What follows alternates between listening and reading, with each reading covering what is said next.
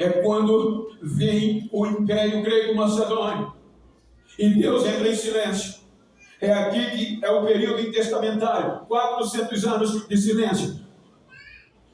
Com o Império Romano, o Império Grego-Macedônio, nos anos 333 a.C., Alexandre o Grande já dominava o mundo.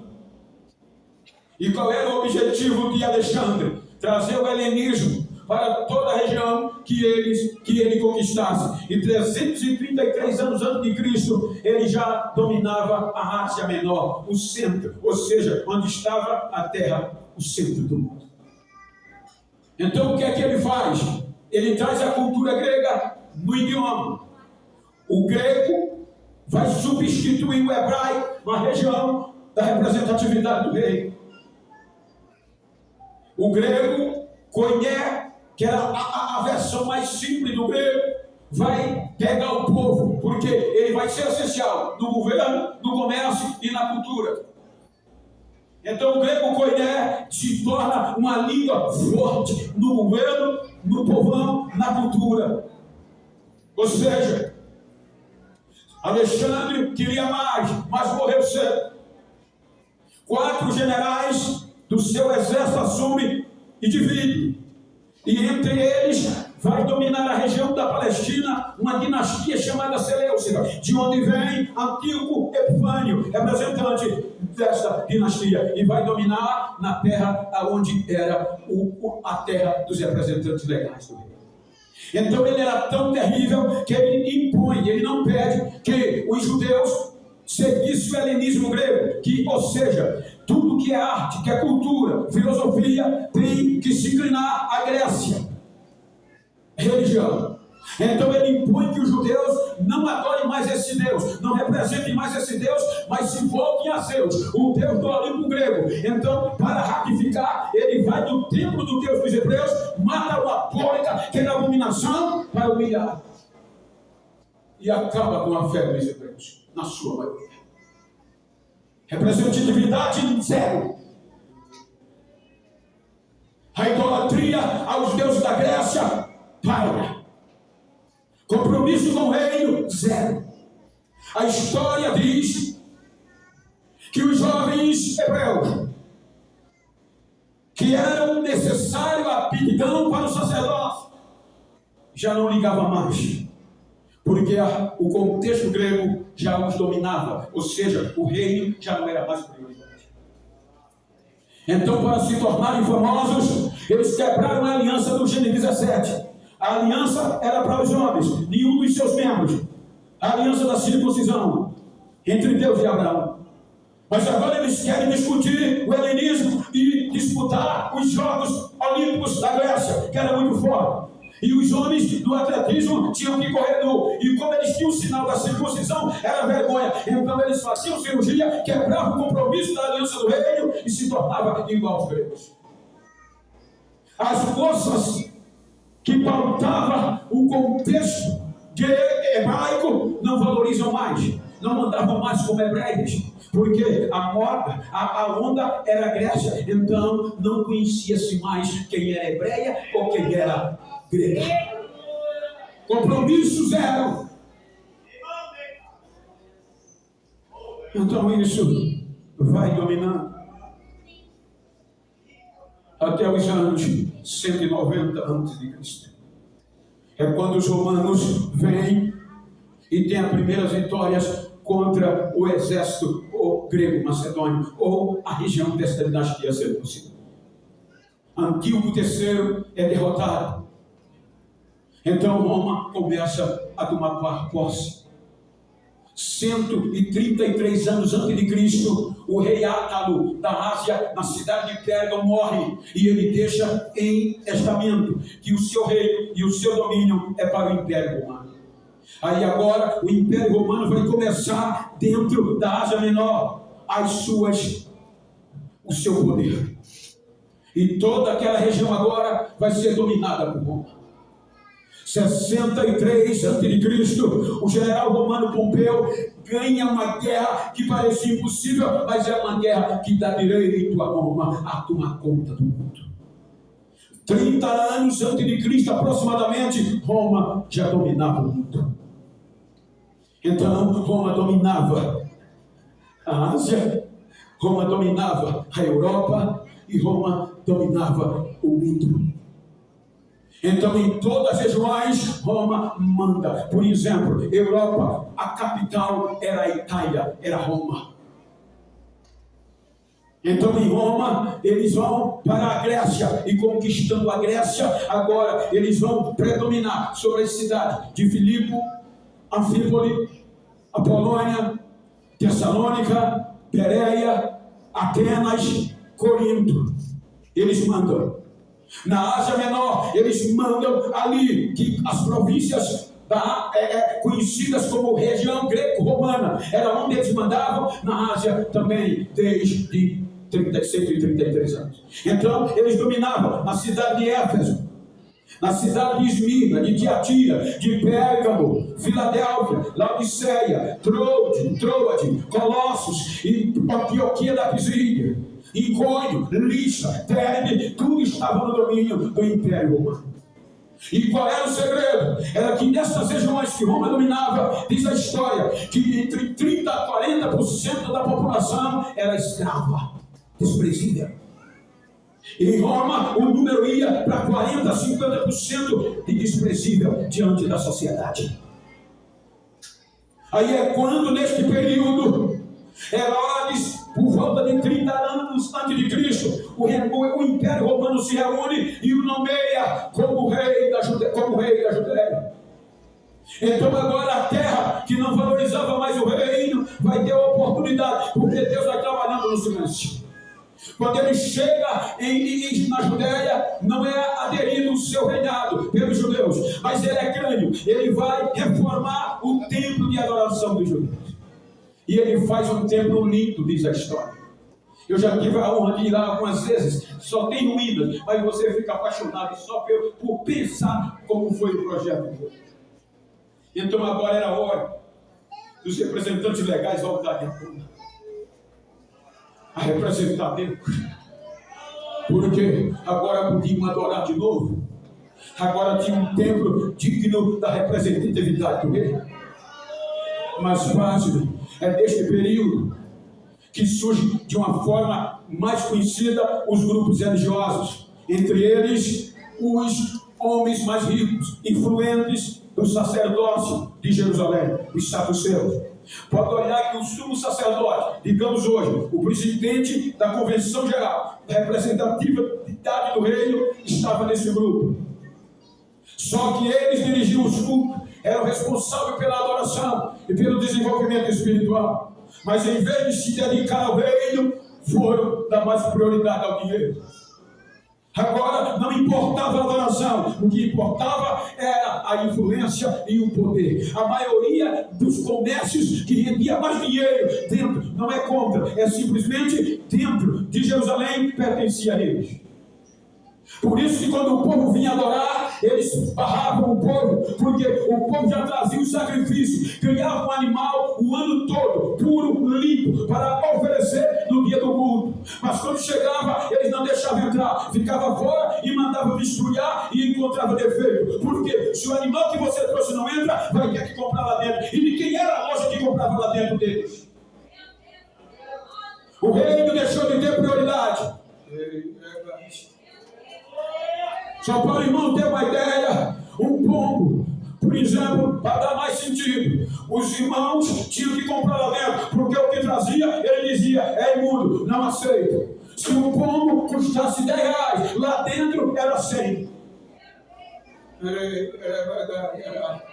Traziam moedas para ofertar. Eles diziam, a moeda só entra se for do templo, a de fora não entra. Então eles tinham que fazer o câmbio, e o pior era a taxa cambial, que eles lucravam em cima disso. Você está entendendo? Porque quando Jesus viu isso, ele quebrou a gaiola, virou a mesa de moeda e disse a eles, a casa do meu pai é casa de oração, e vocês fizeram dela um carrinho de novo, é por causa disso. Não valorizava o rei. Os fariseus, querendo ser santos demais, separados, já diz tudo.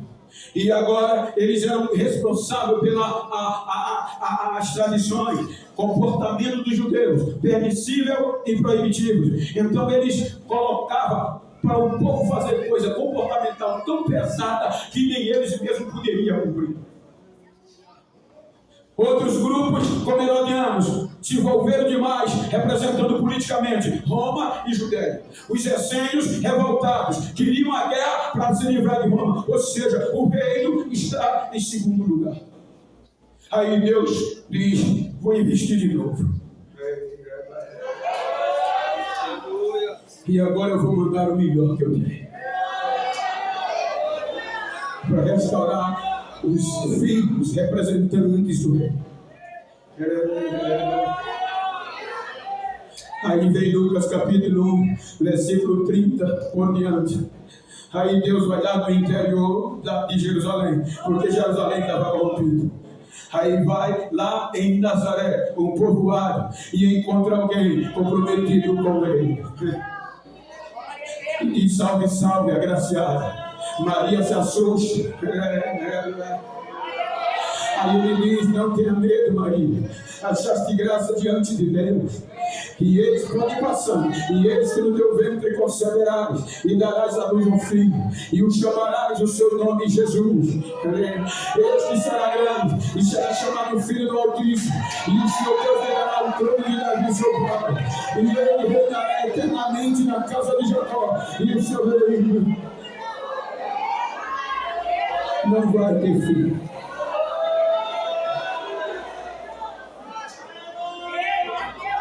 Ele veio para restaurar os judeus. Ele veio no propósito do DNA de Abraão. Mateus 1:1. Genealogia, o livro da geração de Jesus. Jesus Cristo, filho de Davi, filho de quem? Por exemplo, daqui a pouco o pastor Reinaldo vai ter bisneto, como o senhor já tem.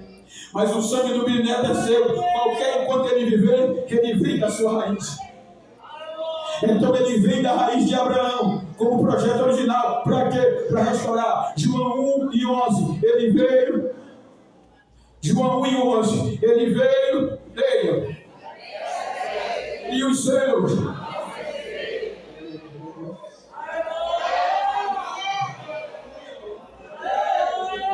Aí é aqui que entra. Eles rejeitam Jesus.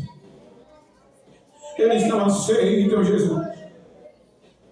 Porque a matéria, os ganhos, quem deveria receber, não receberam. Mas o que é lindo é que sempre tem remanescentes. No meio dessa desgraça toda, parecia que ninguém mais valorizava, mas tinha alguém que valorizava. Lucas capítulo 2, versículo 25 e 26. No meio desse marasmo, diz Lucas, que havia em Jerusalém, centro da corrupção, um homem, você não vai ver dizer que ele era sacerdote, que ele era diácono, que ele era presbítero, que ele cantava no grupo, não. Havia um homem chamado Simeão, e este homem era justo. No meio da corrupção, ele representava o rei.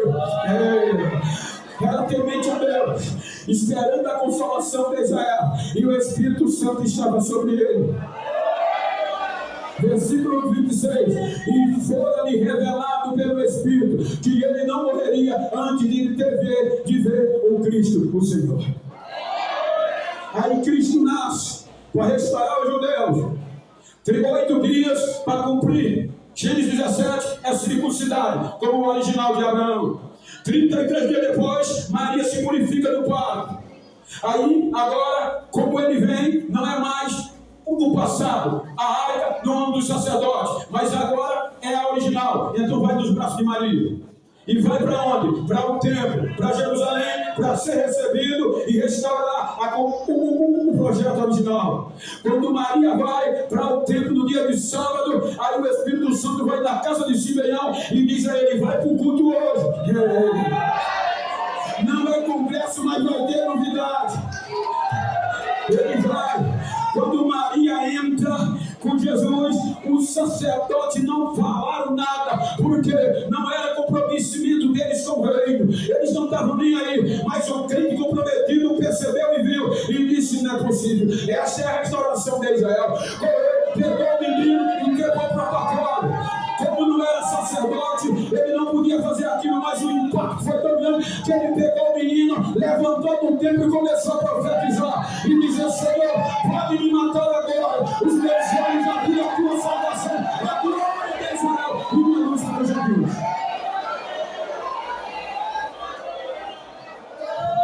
Mas rejeitaram. Com 30 anos, ele começa o seu ministério. E qual é o foco? Restaurar os judeus. Mas eles não aceitam. Tem ele como herege, falso mestre. Aí ele reúne 12 homens para representar o rei.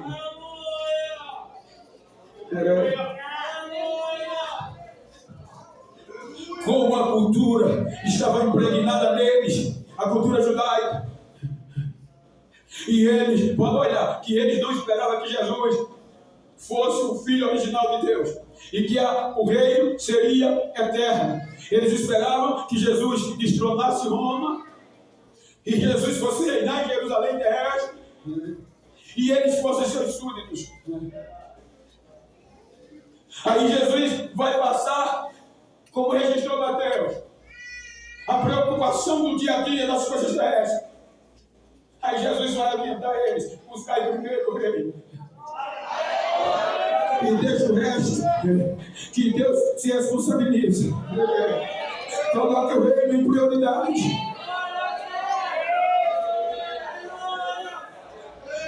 Quando chega no capítulo 16, ele vai perguntar a ele o que o povo diz dele. Salvo engano, capítulo 16, 17, versículo 17 de Mateus. Me ajude se a minha mente bugou. É quando ele pergunta aos discípulos: o que é que estão dizendo por aí que eu sou? E Jesus respondendo: segura aí. Aí eles disseram: uns dizem que tu és João Batista, outros dizem que tu és Elias, outros dizem que tu és Jeremias ou algum dos profetas. Aí ele diz: e vós, o que é que vós dizeis que eu sou? Ele escolheu esses homens para representar quem? Ele vai dar início a algo que os judeus não valorizaram. Respondendo, Pedro disse: tu és o Cristo, o Filho de Deus vivo. Veja que quem falou isso, por isso que a seguinte informação dele, respondendo ele, disse: tu és Pedro. Ou seja, Pedro disse: pode passar para o 17. Ele disse, Jesus respondendo, disse-lhe: bem-aventurado és tu, Simão Bar-Jonas, porque não foi a carne nem o sangue que revelou. Ele está dizendo: mas você é um cara feliz, porque um homem carnal jamais poderia discernir isso. Foi o Pai que te usou para falar isso. Versículo 18. Ou melhor, volta lá para o 17, que eu quero ler. E Jesus respondendo disse, né? Bem-aventurado és tu, Simão Bar-Jonas, porque não te revelou, não foi a carne nem o sangue, mas o Pai que está nos céus. 18.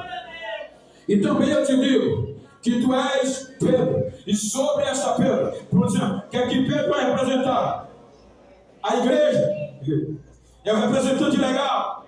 Aí ele vai dizer: sobre esta pedra, pode continuar lá, para eu concluir. Sobre esta pedra, edificarei o quê? Sobre a revelação de Pedro, tu és o Cristo, Filho de Deus. E as portas do inferno não prevalecerão contra ela. Segura aí, olha, se está no plural, as portas. Não é a porta, quer dizer norte, sul, leste, oeste, toda a terra. Aonde o inferno pensar que prevalecia, agora com a igreja, ele vai quebrar a cara, porque é reino. Versículo 18, e também te digo, 19, e também te darei o quê? E quê? Quer dizer, eu vou dar chave a você, e a minha igreja eu vou dar a chave do rei. Ou seja, a minha igreja vai ser representante legal do reino de Deus.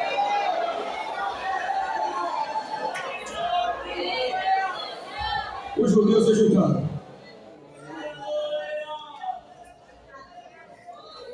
E como a igreja continua? Aí quando eles rejeitam, aí Deus olha para os escravos, para os forasteiros, que éramos nós. Só para você ter um direito, só para abrir a sua mente, eu já disse isso. A Bíblia chama a gente de forasteiro antes de Cristo. Estrangeiros.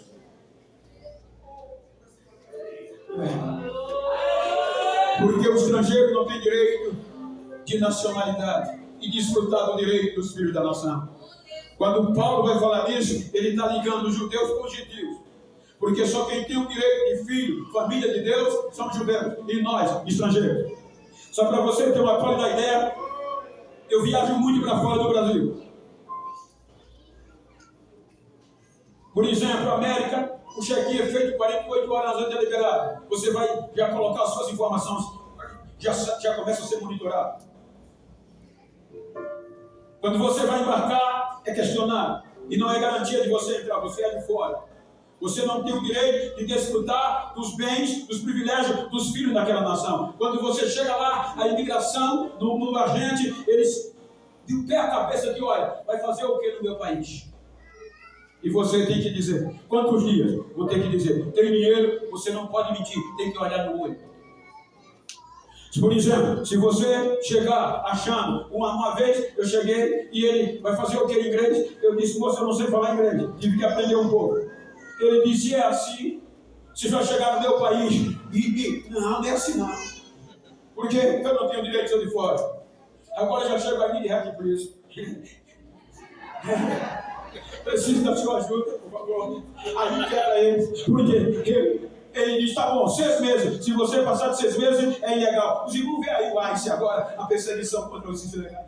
Mas quando eu passo 3 dias, volto para o Brasil, aí eu não me preocupo com a imigração. Desço em Guarulhos, e onde for, em aeroporto internacional, aí já tem a fila. Filhos brasileiros. E aqui eu tenho direito de filho. Quando eu entrego meu passaporte ao agente, ele não pergunta onde eu vim, só pergunta o número do voo, dá um sorriso e diz, bem-vindo de volta à sua casa. Eu faço parte dessa família, dessa nação.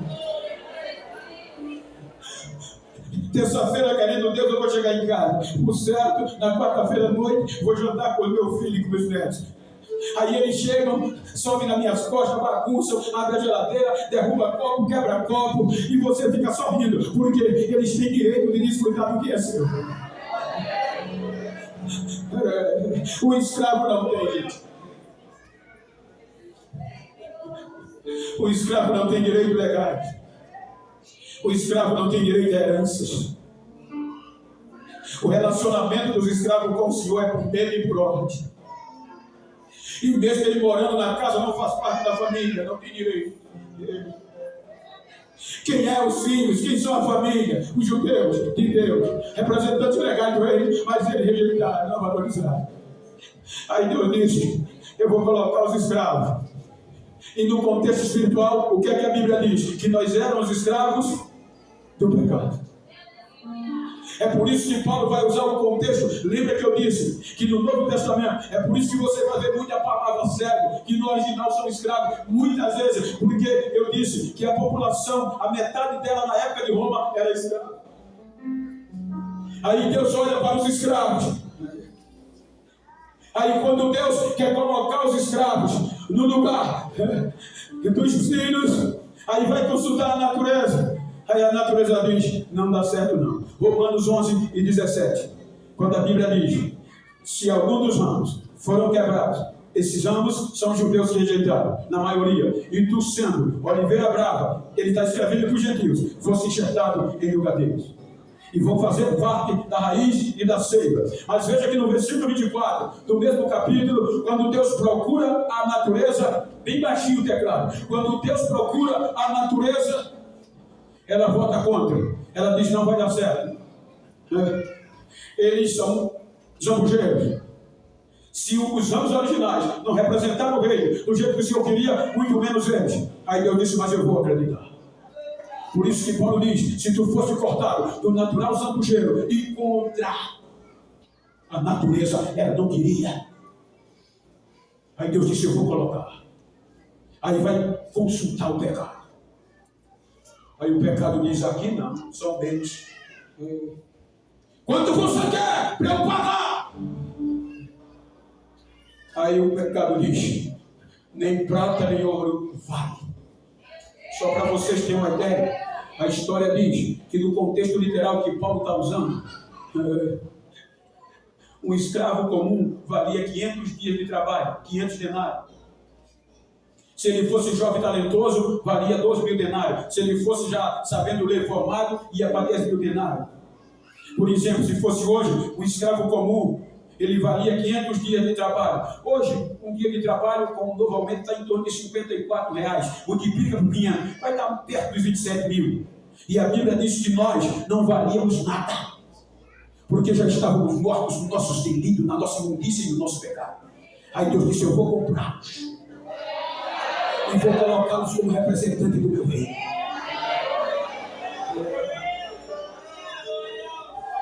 Aí o pecado diz, prata e ouro, nem o metal paga. Aí Deus disse, qual é o preço? É alto. Diga o preço, sangue puro. Aí Deus diz, eu pago. Eu vou dar ao meu filho para pagar o preço. Aí quando ele escreve aos escravos de Roma, capítulo 8, versículo 31 e 32, ele está falando disso. Porque quando ele escreve essa carta é para escravos convertidos, que diremos, pois, a estas coisas, se Deus é por nós. Versículo 32, aquele, leia, que nem mesmo, mas antes o entregou por todos nós. Como ele não nos faz também dar o direito de herança? Aí ele suporta o filho dele na cruz, maltratado. Ele suporta os pecadores, o zombar, o filho, sem culpa, inocente. Ele deu, a responsabilidade é dele. Porque para a gente entrar, primeiro, precisávamos ser comprados, éramos escravos. Para poder ser filho de Abraão, ser comprado com o dinheiro de Abraão, que Jesus representa. E depois sermos adotados como filhos. Aí primeiro ele vai pagar o preço. O pecado não acreditado, o inferno é preço de sangue puro. Aí ele não pecou, suportou, agora vai para a cruz e deu suporte. É por isso que depois de todo o massacre, de gritar, por que me desamparasse? E Deus suportou tudo isso para que a gente pudesse entrar, representar o seu reino.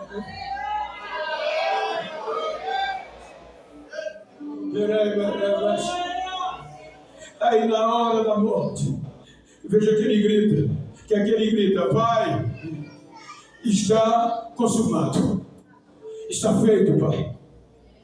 O bonito é que essa palavra consumado, no original, chama-se tetelestai, que quer dizer termo monetário de compra e de venda. Por exemplo, se eu contraí uma dívida com o pastor Reilé e eu não pude pagar e virou bola de neve e a dívida rolou, ele me tornei escravo dele. Foi o que o pecado fez com a gente. Então ele vai ter o direito de pegar uma escrita de dívida e com letras garrafais escrever o nome devedor e chegar na porta principal da minha casa, grudar ela. Porque agora quem passa, quem olha, sabe que eu sou escravo dele por uma dívida. Aí vem o pastor Alex e diz, Bento, tu está enrascado, tu não merece, mas eu vou abrir mão da minha fortuna, do melhor que eu tenho, para pagar a tua dívida, para te tornar livre. Lembra que ele deu o melhor que ele tinha. Que ele nos amou de uma tal maneira. Aleluia. Que nos deu o seu único filho.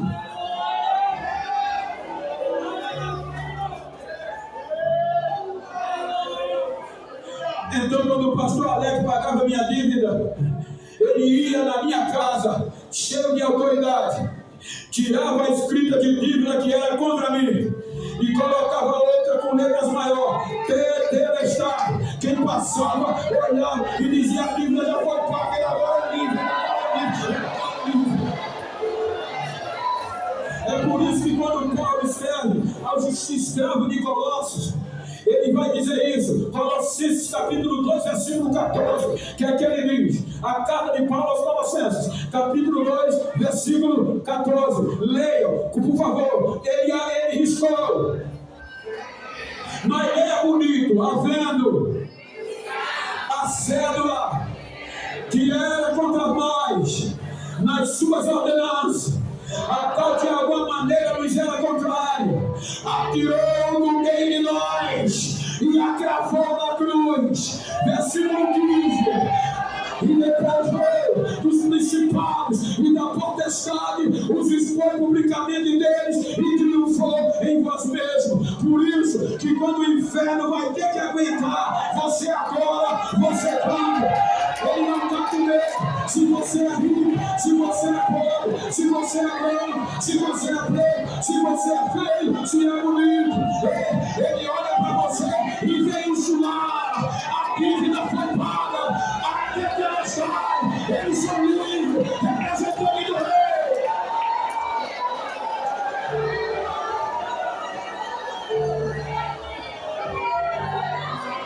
Glória a Deus. Terceiro dia ressuscita. Concluindo, para vocês entenderem a mensagem. Me permita, pastor, mais uns minutos. O Pentecoste vem